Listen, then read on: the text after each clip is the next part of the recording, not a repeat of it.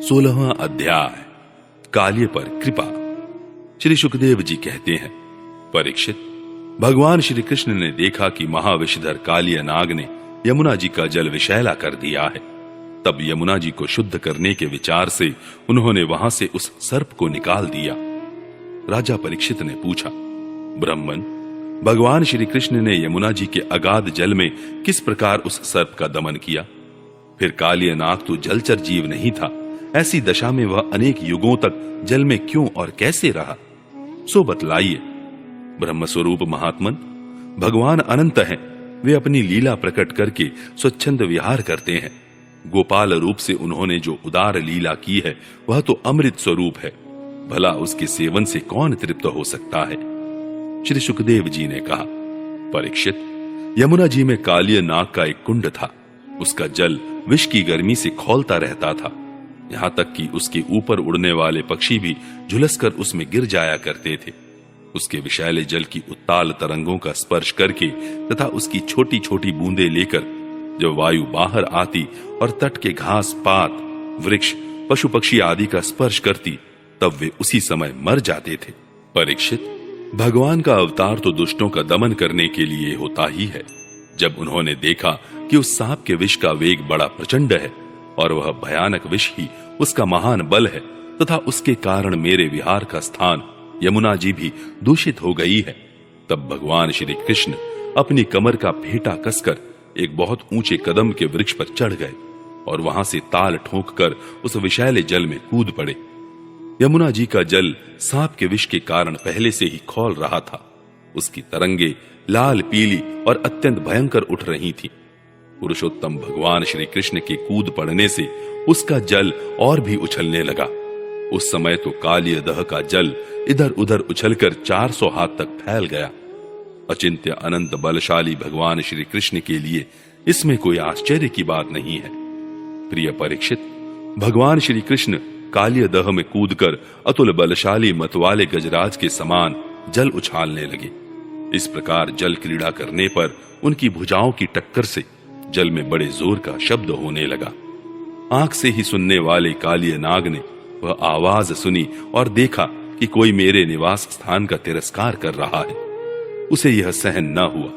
वह चढ़कर भगवान श्री कृष्ण के सामने आ गया।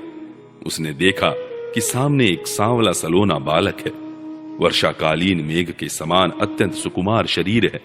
उसमें लगकर आंखें हटने का नाम ही नहीं लेती। उसके वक्ष स्थल पर एक सुनहली रेखा श्रीवत्स का चिन्ह है और वह पीले रंग का वस्त्र धारण किए हुए है। बड़े मधुर एवं मनोहर मुख पर मंद मंद मुस्कान अत्यंत शोभायमान हो रही है। चरण इतने सुकुमार और सुंदर हैं, मानो कमल की गद्दी हो। इतना आकर्षक रूप होने पर भी जब कालिय नाग ने देखा कि बालक तनिक भी न डरकर इस विषैले जल में मौत से खेल रहा है, तब उसका क्रोध और भी बढ़ गया। उसने श्री कृष्ण को मर्म स्थानों में डसकर अपने शरीर के बंधन से उन्हें जकड़ लिया। भगवान श्री कृष्ण नागपाश में बंधकर निश्चेष्ट हो गए। यह देखकर उनके प्यारे सखा ग्वाल बाल बहुत ही पीड़ित हुए और उसी समय दुख, पश्चाताप और भय से मूर्छित होकर पृथ्वी पर गिर पड़े, क्योंकि उन्होंने अपने शरीर, सुहृद, धन संपत्ति, स्त्री, पुत्र, भोग और कामनाएं सब कुछ भगवान श्री कृष्ण को ही समर्पित कर रखा था। गाय, बैल, बछिया और बछड़े बड़े दुख से डकराने लगे। श्री कृष्ण की ओर ही उनकी टकटकी बंध रही थी। वे डरकर इस प्रकार खड़े हो गए मानो रो रहे हों। उस समय उनका शरीर हिलता डोलता तक न था। इधर व्रज में पृथ्वी, आकाश और शरीरों में बड़े भयंकर भयंकर तीनों प्रकार के उत्पात उठ खड़े हुए, जो इस बात की सूचना दे रहे थे कि बहुत ही शीघ्र कोई अशुभ घटना घटने वाली है। नंद बाबा आदि गोपों ने पहले तो उन अशकुनों को देखा और पीछे से यह जाना कि आज श्री कृष्ण बिना बलराम के ही गाय चराने चले गए। वे भय से व्याकुल हो गए। वे भगवान का प्रभाव नहीं जानते थे, इसलिए उन अशकुनों को देखकर उनके मन में यह बात आई कि आज तो श्री कृष्ण की मृत्यु ही हो गई होगी। वे उसी क्षण दुख, शोक और भय से आतुर हो गए। क्यों ना हो, श्री कृष्ण ही उनके प्राण, मन और सर्वस्व जो थे। प्रिय परीक्षित, व्रज के बालक, वृद्ध और स्त्रियों का स्वभाव गायों जैसा ही वात्सल्यपूर्ण था। वे मन में ऐसी बात आते ही अत्यंत दीन हो गए और अपने प्यारे कन्हैया को देखने की उत्कट लालसा से घर द्वार छोड़कर निकल पड़े। बलराम जी स्वयं भगवान के स्वरूप और सर्वशक्तिमान हैं। उन्होंने जब ब्रजवासियों को इतना कातर और इतना आतुर देखा तब उन्हें हंसी आ गई, परंतु वे कुछ बोले नहीं, चुप ही रहे, क्योंकि वे अपने छोटे भाई श्री कृष्ण का प्रभाव भलीभांति जानते थे। ब्रजवासी अपने प्यारे श्री कृष्ण को ढूंढने लगे। कोई अधिक कठिनाई न हुई, क्योंकि मार्ग में उन्हें भगवान के चरण चिन्ह मिलते जाते थे। जो कमल अंकुश आदि से युक्त होने के कारण उन्हें पहचान होती जाती थी। इस प्रकार वे यमुना तट की ओर जाने लगे। परीक्षित, मार्ग में गऊओं और दूसरों के चरण चिन्हों के बीच बीच में भगवान के चरण चिन्ह भी दिख जाते थे। उनमें कमल, जौ, अंकुश, वज्र और ध्वजा के चिन्ह बहुत ही स्पष्ट थे। उन्हें देखते हुए वे बहुत शीघ्रता से चले। उन्होंने दूर से ही देखा कि कालिय दह में कालिय नाग के शरीर से बंधे हुए श्री कृष्ण चेष्टाहीन हो रहे हैं। कुंड के किनारे पर ग्वाल बाल अचेत हुए पड़े हैं और गौएं, बैल, बछड़े आदि बड़े आर्त स्वर से डकरा रहे हैं। यह सब देखकर वे सब गोप अत्यंत व्याकुल और अंत में मूर्छित हो गए। गोपियों का मन अनंत गुणगण निलय भगवान श्री कृष्ण के प्रेम के रंग में रंगा हुआ था। वे तो नित्य निरंतर भगवान के सौहार्द, उनकी मधुर मुस्कान, प्रेम भरी चितवन तथा मीठी वाणी का ही स्मरण करती रहती थी। जब उन्होंने देखा कि हमारे प्रियतम श्याम सुंदर को काले सांप ने जकड़ रखा है, तब तो उनके हृदय में बड़ा ही दुख और बड़ी ही जलन हुई। अपने प्राण वल्लभ जीवन सर्वस्व के बिना उन्हें तीनों लोग सूने दिखने लगे। माता यशोदा तो अपने लाडले लाल के पीछे कालिय दह में कूदने ही जा रही थी, परंतु गोपियों ने उन्हें पकड़ लिया। उनके हृदय में भी वैसी ही पीड़ा थी। उनकी आंखों से भी आंसुओं की झड़ी लगी हुई थी। सबकी आंखें श्री कृष्ण के मुख कमल पर लगी थी। जिनके शरीर में चेतना थी वे व्रजमोहन श्री कृष्ण की पूतना वध आदि की प्यारी प्यारी ऐश्वर्य की लीलाएं कह कहकर यशोदा जी को धीरज बंधाने लगी, किंतु अधिकांश तो मुर्दे की तरह पड़ ही गई थी। परीक्षित, नंद बाबा आदि के जीवन प्राण तो श्री कृष्ण ही थे। वे श्री कृष्ण के लिए कालिय दह में घुसने लगे। यह देखकर श्री कृष्ण का प्रभाव जानने वाले भगवान बलराम जी ने किन्हीं को समझा बुझाकर, किन्हीं को बलपूर्वक और किन्हीं को उनके हृदयों में प्रेरणा करके रोक दिया। परीक्षित, यह सांप के शरीर से बंध जाना तो श्री कृष्ण की मनुष्यों जैसी एक लीला थी। जब उन्होंने देखा कि व्रज के सभी लोग स्त्री और बच्चों के साथ मेरे लिए इस प्रकार अत्यंत दुखी हो रहे हैं और सचमुच मेरे सिवा इनका कोई दूसरा सहारा भी नहीं है, तब वे एक मुहूर्त तक सर्प के बंधन में रहकर बाहर निकल आए। भगवान श्री कृष्ण ने उस समय अपना शरीर फुलाकर खूब मोटा कर लिया। इससे सांप का शरीर टूटने लगा। वह अपना नागपाश छोड़कर अलग खड़ा हो गया और क्रोध से आग बबूला हो अपने फण ऊंचा करके फुफकारे मारने लगा। घात मिलते ही श्री कृष्ण पर चोट करने के लिए वह उनकी ओर टकटकी लगाकर देखने लगा। उस समय उसके नथुनों से विष की फुहारें निकल रही थीं।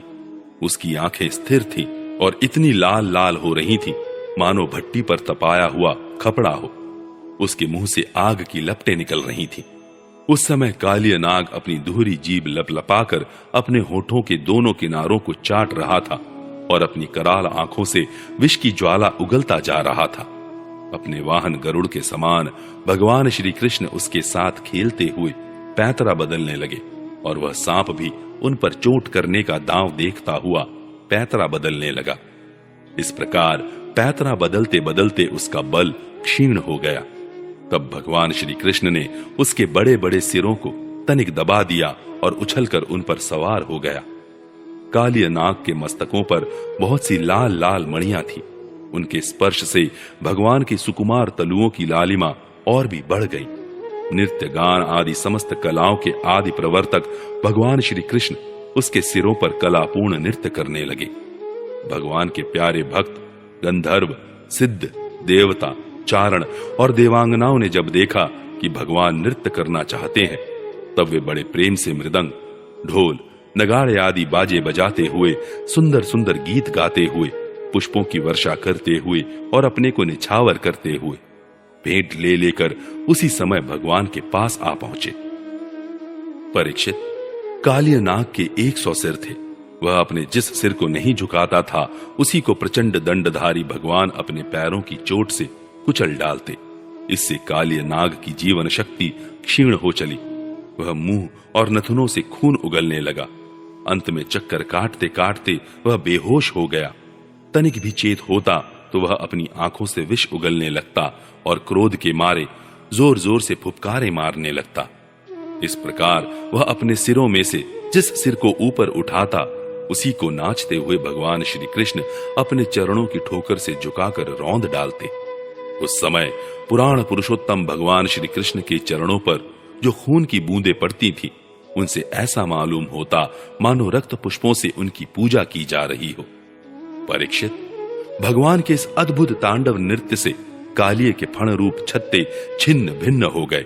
उसका एक एक अंग चूर चूर हो गया और मुंह से खून की उल्टी होने लगी। अब उसे सारे जगत के आदि शिक्षक पुराण पुरुष भगवान नारायण की स्मृति हुई। वह मन ही मन भगवान की शरण में गया। भगवान श्री कृष्ण के उदर में संपूर्ण विश्व है, इसलिए उनके भारी बोझ से कालिय नाग के शरीर की एक एक गांठ ढीली पड़ गई। उनकी एड़ियों की चोट से उसके छत्र के समान फण छिन्न भिन्न हो गए। अपने पति की यह दशा देखकर उसकी पत्नियां भगवान की शरण में आईं। वे अत्यंत आतुर हो रही थीं। भय के मारे उनके वस्त्राभूषण अस्त व्यस्त हो रहे थे और केश की चोटियां भी बिखर रही थी। उस समय उन साध्वी नाग पत्नियों के चित्त में बड़ी घबराहट थी। अपने बालकों को आगे करके वे पृथ्वी पर लौट गईं और हाथ जोड़कर उन्होंने समस्त प्राणियों के एकमात्र स्वामी भगवान श्री कृष्ण को प्रणाम किया। भगवान श्री कृष्ण को शरणागत वत्सल जानकर अपने अपराधी पति को छुड़ाने की इच्छा से उन्होंने उनकी शरण ग्रहण की। नाग पत्नियों ने कहा, प्रभु, आपका यह अवतार ही दुष्टों को दंड देने के लिए हुआ है, इसलिए इस अपराधी को दंड देना सर्वथा उचित है। आपकी दृष्टि में शत्रु और पुत्र का कोई भेदभाव नहीं है, इसलिए आप जो किसी को दंड देते हैं वह उसके पापों का प्रायश्चित कराने और उसका परम कल्याण करने के लिए ही है। आपने हम लोगों पर यह बड़ा ही अनुग्रह किया। यह तो आपका कृपा प्रसाद ही है, क्योंकि आप जो दुष्टों को दंड देते हैं उससे उनके सारे पाप नष्ट हो जाते हैं। इस सर्प के अपराधी होने में तो कोई संदेह ही नहीं है। यदि यह अपराधी न होता तो इसे सर्प की योनि ही क्यों मिलती। इसलिए हम सच्चे हृदय से आपके इस क्रोध को भी आपका अनुग्रह ही समझती हैं। अवश्य ही पूर्व जन्म में इसने स्वयं मान रहित होकर और दूसरों का सम्मान करते हुए कोई बहुत बड़ी तपस्या की है, अथवा सब जीवों पर दया करते हुए इसने कोई बहुत बड़ा धर्म किया है। तभी तो आप इसके ऊपर संतुष्ट हुए हैं, क्योंकि सर्व जीव स्वरूप आपकी प्रसन्नता का यही उपाय है।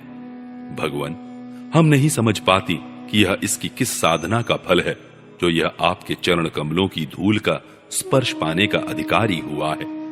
आपके चरणों की रज इतनी दुर्लभ है कि उसके लिए आपकी अर्धांगिनी लक्ष्मी जी को भी बहुत दिनों तक समस्त भोगों का त्याग करके नियमों का पालन करते हुए तपस्या करनी पड़ी थी। प्रभु, जो आपके चरणों की धूल की शरण ले लेते हैं वे भक्तजन स्वर्ग का राज्य या पृथ्वी की बादशाही नहीं चाहते। न वे रसातल का ही राज्य चाहते और न तो ब्रह्मा का पद ही लेना चाहते हैं। उन्हें अणिमादि योग सिद्धियों की भी चाह नहीं होती, यहाँ तक कि जन्म मृत्यु से छुड़ाने वाले कैवल्य मोक्ष की भी इच्छा नहीं करते। स्वामी, यह नागराज तमोगुणी योनि में उत्पन्न हुआ है और अत्यंत क्रोधी है। फिर भी इसे आपकी वह परम पवित्र चरण रज प्राप्त हुई जो दूसरों के लिए सर्वथा दुर्लभ है, तथा जिसको प्राप्त करने की इच्छा मात्र से ही संसार चक्र में पड़े हुए जीव को संसार के वैभव संपत्ति की तो बात ही क्या, मोक्ष की भी प्राप्ति हो जाती है। प्रभु, हम आपको प्रणाम करती हैं। आप अनंत एवं अचिंत्य ऐश्वर्य के नित्य निधि हैं। आप सबके अंतःकरणों में विराजमान होने पर भी अनंत हैं। आप समस्त प्राणियों और पदार्थों के आश्रय तथा सब पदार्थों के रूप में भी विद्यमान हैं। आप प्रकृति से परे स्वयं परमात्मा हैं। आप सब प्रकार के ज्ञान और अनुभवों के खजाने हैं। आपकी महिमा और शक्ति अनंत है। आपका स्वरूप अपराकृत दिव्य चिन्मय है। प्राकृतिक गुणों एवं विकारों का आप कभी स्पर्श ही नहीं करते। आप ही ब्रह्म हैं, हम आपको नमस्कार कर रही हैं। आप प्रकृति में क्षोभ उत्पन्न करने वाले काल हैं, काल शक्ति के आश्रय हैं और काल के क्षण कल्प आदि समस्त अवयवों के साक्षी हैं। आप विश्व रूप होते हुए भी उससे अलग रहकर उसके दृष्टा हैं। आप उसके बनाने वाले निमित्त कारण तो हैं ही, उसके रूप में बनने वाले उपादान कारण भी हैं। प्रभु, पंचभूत, उनकी तन्मात्राएं, इंद्रियां, प्राण, मन, बुद्धि और इन सब का खजाना चित्त, ये सब आप ही हैं। तीनों गुण और उनके कार्यों में होने वाले अभिमान के द्वारा आपने अपने साक्षात्कार को छिपा रखा है। आप देश, काल और वस्तुओं की सीमा से बाहर अनंत हैं, सूक्ष्म से भी सूक्ष्म और कार्य कारणों के समस्त विकारों में भी एक रस, विकार रहित और सर्वज्ञ हैं। ईश्वर है कि नहीं, सर्वज्ञ है कि अल्प यज्ञ इत्यादि अनेक मतभेदों के अनुसार आप उन मतवादियों को उन्हीं रूपों में दर्शन देते हैं। समस्त शब्दों के अर्थ के रूप में तो आप हैं ही, शब्दों के रूप में भी हैं तथा उन दोनों का संबंध जोड़ने वाली शक्ति भी आप ही हैं। हम आपको नमस्कार करती हैं। प्रत्यक्ष, अनुमान आदि जितने भी प्रमाण हैं, उनको प्रमाणित करने वाले मूल आप ही हैं। समस्त शास्त्र आपसे ही निकले हैं और आपका ज्ञान स्वतः सिद्ध है। आप ही मन को लगाने की विधि के रूप में और उसको सब कहीं से हटा लेने की आज्ञा के रूप में प्रवृत्ति मार्ग और निवृत्ति मार्ग हैं। इन दोनों के मूल वेद भी स्वयं आप ही हैं। हम आपको बार बार नमस्कार करती हैं।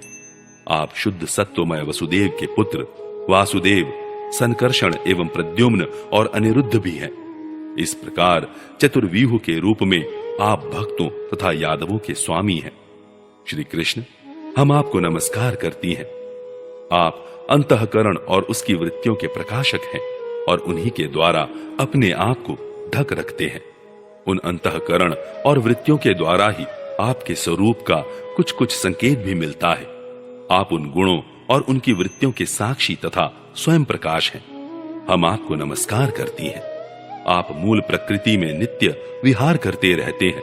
समस्त स्थूल और सूक्ष्म जगत की सिद्धि आपसे ही होती है। ऋषिकेश, आप मननशील आत्मा राम हैं। मौन ही आपका स्वभाव है। आपको हमारा नमस्कार है। आप स्थूल सूक्ष्म समस्त गतियों के जानने वाले तथा सबके साक्षी हैं।